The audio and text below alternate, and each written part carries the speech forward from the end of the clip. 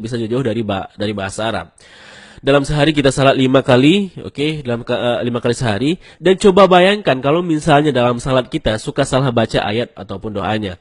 Niatnya mau berdoa untuk kebaikan, malah jadinya keburukan akibat salah baca. Nah, khususnya surat Al-Fatihah. Karena surat ini merupakan rukun dalam salat dan pasti dibaca di tiap rakaat. Dan semua ibadah salat pasti dibaca surat Al-Fatihah tentunya. Oke, mari kita lihat kira-kira kesalahan apa yang sering kita lakukan saat kita membaca surat Al-Fatihah. Oke. Yang pertama teman-teman, ketika kita membaca Bismillahirrahmanirrahim. Ada sebagian kita membaca Rahim dengan Rahim. Ini merubah makna. Rahim artinya yang maha penyayang. Sedangkan Rahim artinya maha merdu. Bacaan yang benarnya insya Allah dengan huruf H. H dalam tenggorokan. Jadinya Rahim, bukan Rahim. Kalau teman-teman bacanya Rahim, itu dapat merubah makna atau arti dari ayat suci Al-Quran. Kesalahan kedua, ketika membaca Alhamdulillahi Rabbil Alamin. Nah, ada yang membaca Alhamdu tidak menggunakan H dalam kerongkongan. Kalau kita membaca Alhamdulillah dengan H dalam kerongkongan, ya artinya segala puji bagi Allah. Nah sebaliknya, kalau kita baca Alhamdu, H bukan tenggorokan, maka artinya segala kematian. Jauh berbeda. Begitu juga terkadang kita malas mengucapin huruf Ain. Jadinya ketika kita membaca Alhamdulillahi Rabbil Alamin, malah dibaca Alamin. Alamin menggunakan huruf Ain artinya semesta alam. Nah kalau Alamin artinya sakit. Kalau kita baca dari awal Alhamdulillahirabbil alamin, maka artinya sangat fatal. Segala kematian bagi Tuhan orang-orang yang sakit. Subhanallah, maknanya jauh 180 derajat. Tanpa sengaja kita malah memaki Allah. Nah, kesalahan ketiga teman-teman, ketika kita membaca Iyyaka na'budu wa iyyaka nasta'in.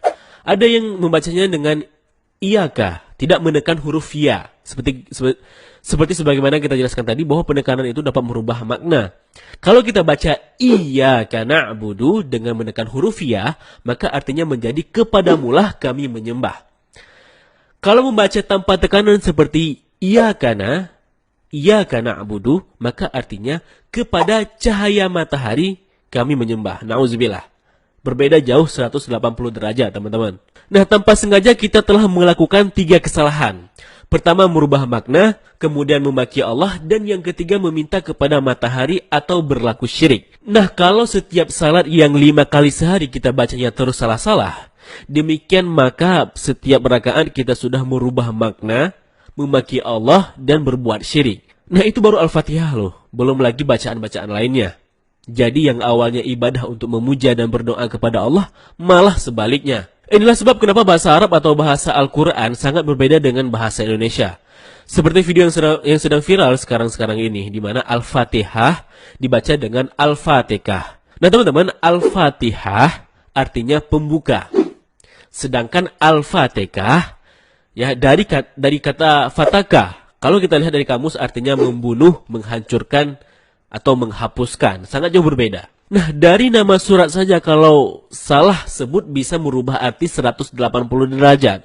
Gimana lagi teman-teman kalau beserta dengan isi-isinya, isi suratnya. Oke gini, saya tidak bermaksud untuk menyerang suatu individu, melainkan dari video viral ini kita ambil refleksinya. Ya, kita renungi dan kita ambil ibrah. Kita nggak menyerang individu, bisa jadi juga itu karena cuma kesilapan penyebutan. Ya kita sebagai muslim harus bisa saling berbaik sangka. Karena bisa saja kita juga bisa salah seperti itu. Intinya video ini bukan untuk ngerosting orang, tetapi untuk mengambil ibrah dan pelajaran, wawasan serta ilmu pengetahuan.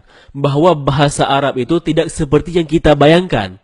Dan semoga setelah ini kita bisa lebih banyak mempelajari ilmu tajwid untuk memperbaiki bacaan kita supaya sesuai dengan kaidah bahasanya. Dan saya sendiri jujur belum sempurna dalam pelafalan bahasa Arab. Oleh karenanya sama-samalah kita belajar. Nah terus gimana kalau dulu saya bacanya sering salah-salah? Kan saya tidak tahu apakah saya berdosa. Kan begitu pertanyaannya. Nah teman-teman, dalam Islam ada yang namanya rufi'al qalam. Ya, ini kondisi di mana kamu ditolerir apabila berbuat kesalahan. Ada 3 kondisi di mana kamu berbuat salah namun kamu dimaafkan. Yang pertama, kondisi di mana kamu lupa atau khilaf. Yang kedua, hilang ingatan atau gila. Yang ketiga, tidak tahu atau belum punya ilmunya. Jadi kalau misalnya kamu tidak tahu, ya mudah-mudahan dimaafkan dengan syarat kamu akan belajar dan memperbaiki bacaannya. Dan kalaupun misalnya kamu sudah belajar dan tetap sering lupa, maka juga walaupun begitu kamu tetap berusaha untuk memperbaiki, maka insya Allah akan dimaafkan karena Allah tahu kalau kamu memang ada niat untuk memperbaiki diri. Dan Allah juga tahu kalau kamu lupa ataupun belum tahu. Allah melihat prosesnya loh.